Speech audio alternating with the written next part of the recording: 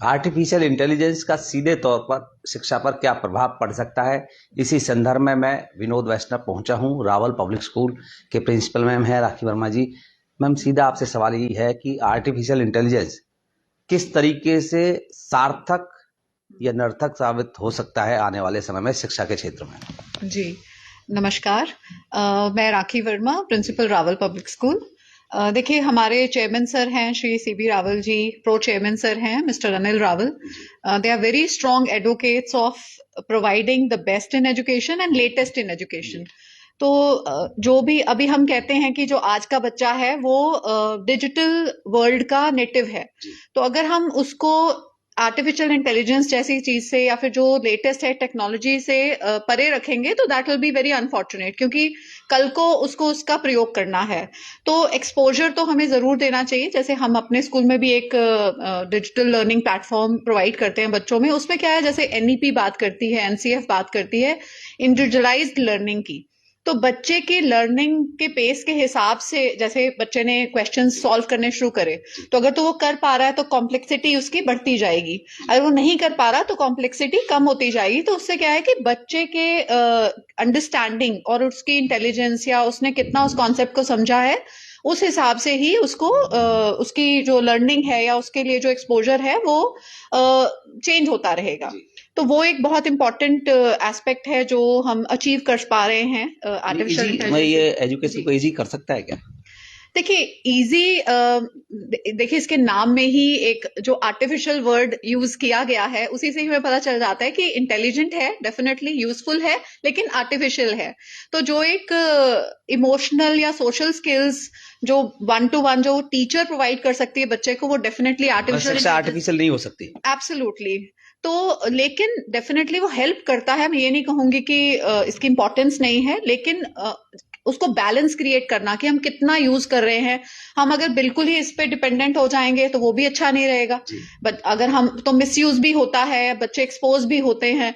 तो डेफिनेटली एक अच्छा बैलेंस अगर क्रिएट करा जाए तो एक बहुत इफेक्टिव टूल बन सकता है हमारे लिए। क्योंकि अब आप देखिए 7 वंडर्स ऑफ द वर्ल्ड हैं। अब ताजमहल तो एक्सेसिबल है, हम बच्चों को ले जा सकते हैं, दिखा सकते हैं। But great wall of China है, क्राइस्ट द रिडीमर है। तो अगर ऐसी जगह हमें दिखानी है तो उससे हम बच्चे को 3D टूर्स दे सकते हैं। कई ऐसे एक्सपेरिमेंट्स हैं जो सेफ नहीं है बच्चे के लिए, 3D लैब्स हैं। तो बहुत अच्छी तरह से या रिसर्च करके अगर यूज किया जाए और एक मॉनिटर्ड तरीके से यूज किया जाए तो बहुत बच्चे के लिए एक बहुत अच्छा हम एक एनवायरनमेंट क्रिएट कर सकते हैं, बच्चों को बहुत अच्छा एक्सपोजर दे सकते हैं। देखिए, इंफॉर्मेशन तो अवेलेबल है, लेकिन एक टीचर के माध्यम से उसको कैसे हम एजुकेशन में कन्वर्ट कर सकते हैं, लर्निंग में कन्वर्ट कर सकते हैं, तो वो हमें देखना पड़ेगा। जैसे कि मान लीजिए आप सोशल मीडिया पर आजकल आप देखते होंगे कि राखी वर्मा ने कोई पोस्ट डाली अपनी, तो उसके नीचे लिखा हुआ होगा राखी वर्मा के बारे में जानिए, राखी वर्मा क्यों इस तरीके की टीचर, इस तरीके के सवाल अपने आप बाय डिफॉल्ट आ जाते हैं। और अगर उस पर हमने बटन क्लिक कर दिया तो बाय डिफॉल्ट सारी चीजें आपके बारे में आ जाएंगी। लेकिन वो कितनी सही और कितनी गलत है, इसको कौन तय करेगा? आर्टिफिशियल इंटेलिजेंस तय करेगा या आप स्वयं तय करेंगी? देखिए, यही है। मान लीजिए मैं पाठक हूँ, आपके बारे में जानना चाहता हूँ, तो वो सही कितना है ये तय कौन करेगा? देखिए, तभी हम कहते हैं कि टीचर्स को और स्कूल्स का जो कभी भी रिप्लेस नहीं कर सकते डिजिटल जो वर्ल्ड है।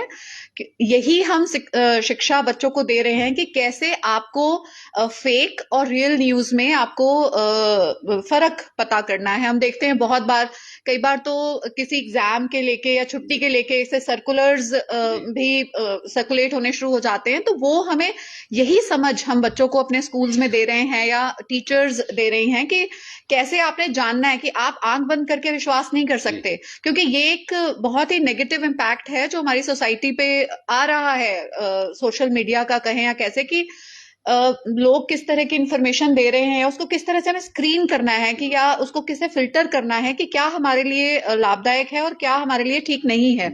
तो वो समझ हमें अपने बच्चों को जरूर देनी है, क्योंकि तभी मैंने कहा कि मॉनिटर्ड तरीके से हमें यूज करना है। अगर हम बच्चे को बिल्कुल अकेला छोड़ देंगे कि हाँ हमने प्रोवाइड कर दिया कि ये है और आपने करना है, तो वो गलत हो जाएगा। लिमिट में यूज करें तो बेहतर हाँ जी, बिल्कुल बिल्कुल। बहुत ज्यादा अगर एक्सेसिव यूसेज भी हार्मफुल है और अनमॉनिटर्ड यूसेज भी हार्मफुल है।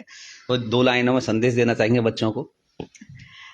देखिए, मैं यही कहूँगी आजकल के बच्चों को कि आपके लिए बहुत कुछ अवेलेबल है सोशल मीडिया पर, इंटरनेट पर आपको सतर्क रहना है, बिकॉज ब्रीच ऑफ प्राइवेसी एक बहुत ही आजकल हॉट टॉपिक है कि बच्चे इतने एक्सपोज हो रहे हैं, हम देख रहे हैं कुछ बच्चे सुसाइड्स भी कर रहे हैं जिनका पेरेंट्स को भी पता नहीं चलता कि क्या रीजन रहा है, कुछ भी नहीं होता वो। तो कई होता है कि बच्चे इस तरह से उलझ जाते हैं इन चीजों में। तो मेरी पेरेंट्स से भी ये रिक्वेस्ट है कि अपने बच्चों को मॉनिटर करें, कि अगर आप प्रोवाइड करवा रहे हैं, आप लैपटॉप दे रहे हैं, आप मोबाइल दे रहे हैं, तो मॉनिटर जरूर करें। और बच्चों को भी मैं ये कहूंगी कि अपनी जो प्रिवेसी है उसको कभी भी ब्रीच मत होने दें। और हम सब हैं आपके लिए, कोई भी अगर आपको हेल्प चाहिए, आपको किसी को रीच आउट करना है, हम सब आपके लिए हैं। बात करिए, जानिए। और स्कूल्स को भी मेरा यही रिक्वेस्ट है कि हम टाइम टू टाइम ऐसे वर्कशॉप्स या टॉक्स, और आजकल तो जो साइबर पुलिस है या जो वो भी बहुत इनिशिएटिव्स ऐसे ले रहे हैं, हमने भी बच्चों के लिए काफी करवाए हैं वर्कशॉप्स वगैरह, तो वो उससे बच्चों को जानकारी प्राप्त होती है, तो वो भी बहुत जरूरी है। जी, थैंक यू।